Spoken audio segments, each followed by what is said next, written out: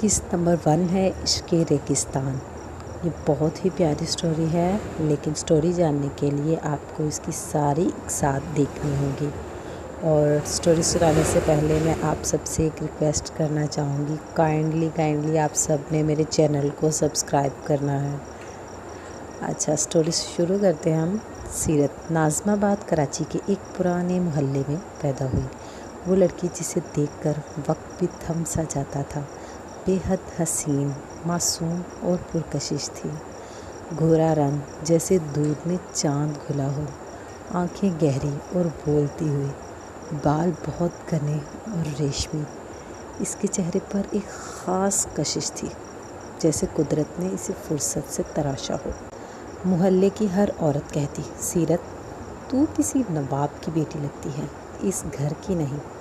مگر سچ یہی تھا کہ وہ ایک چھوٹے بوسیدہ سے گھر میں پلی بڑھی تھی۔ گھر خستہ حال تھا، چھت سے پانی ٹپکتا اور دیواروں پر نمی بسی رہتی تھی۔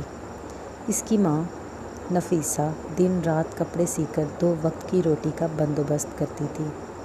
دادی جو ان کے پاس نہیں رہتی تھی، کال کرتی اور ہر وقت تانوں سے گھر کا ماحول بگاڑ دیتی، دل جلاتی، زخم دیتی۔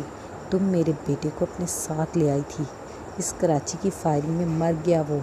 میری پوتی سیرت اس وقت 10 سال کی تھی، اب جانے کتنی بڑی ہو گئی ہوگی۔ نفیسہ خاموشی سے سب برداشت کرتی، لیکن ہر جملہ دل میں تیر کی طرح چبھتا۔ سیرت یہ سب دیکھتی، سنتی اور سہتی، مگر کبھی زبان سے کچھ نہ کہتی۔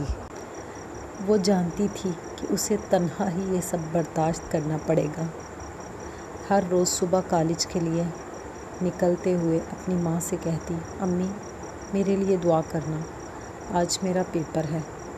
نفیسہ اس کی پریشانی چومتی اور کہتی، اللہ کرے تو زمانے میں کامیاب ہو بیٹی، تیری تقدیر چمک جائے۔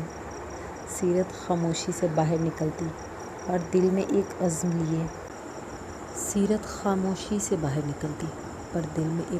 لیے وہ ہر دن خود کو سنوارتی، حالات سے لڑتی، خواب سنبھالتی اور وقت کا انتظار کرتی کہ کب اس کے صبر کی فصل پکے گی۔